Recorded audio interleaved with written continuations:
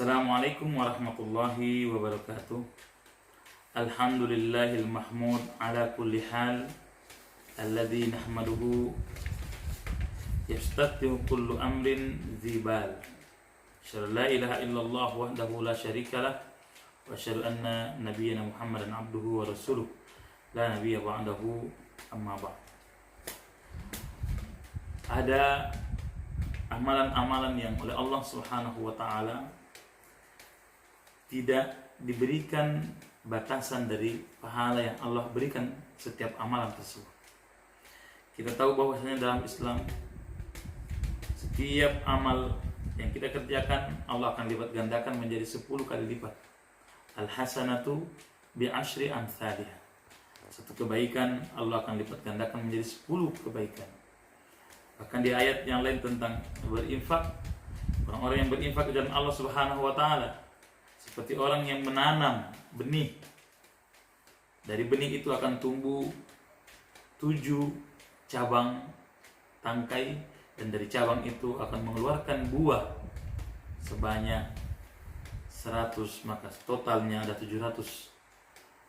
Itu adalah pahala orang yang melakukan infak, zakat dan sedekah. Namun ada beberapa amalan yang Allah Subhanahu wa taala tidak tentukan batasannya. Fa'ajruhu 'ala Allah. Allah sendiri yang menentukan berapa sih jumlahnya nanti di yaumil qiyamah. Yang pertama adalah yaitu senantiasa memaafkan.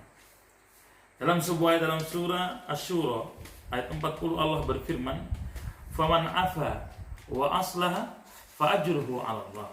Siapa saja yang mau memaafkan dan dia mau berislah, berdamai untuk dengan orang lain, maka balasannya di sisi Allah Subhanahu wa taala. Kita lihat kisahnya Isa ketika dia ingin membunuh Nabi. Dia berjalan dari Mekah menuju Madinah. Namun ketika sampai di kota Madinah, padahal dengan tekad yang sudah kuat ingin membunuh Muhammad, ketika sampai di Madinah dan Isa ditangkap, dan apa yang terjadi? Umar sudah ingin membunuhnya, tapi kata Nabi, biarkan dia datang ke sini. Lalu dipeluk oleh Nabi Muhammad SAW. Lalu orang tersebut masuk Islam. Yang kedua, amalan yang juga tidak memiliki hisab atau batasan hitungan amalannya adalah sabar. Allah Subhanahu wa taala berfirman, "Innama yuwaffas sabiruna ajrahum bighairi hisab." Dalam surah Az-Zumar. Sesungguhnya Allah akan memberikan ganjaran bagi orang yang bersabar nanti di yaumil qiyamah dengan batasan amal yang tidak terhingga. Karena kesabaran adalah sumber kesolehan seseorang. Kenapa orang bermaksiat? Karena dia tidak sabar menunggu halal. Kenapa orang berdosa? Karena dia tidak sabar menunggu hal tersebut diberikan kepadanya. Pencuri itu mencuri karena dia tidak sabar untuk memiliki harta tersebut dengan cara berjuang dengan cara yang halal dalam ikhtiar. Kenapa orang berzina?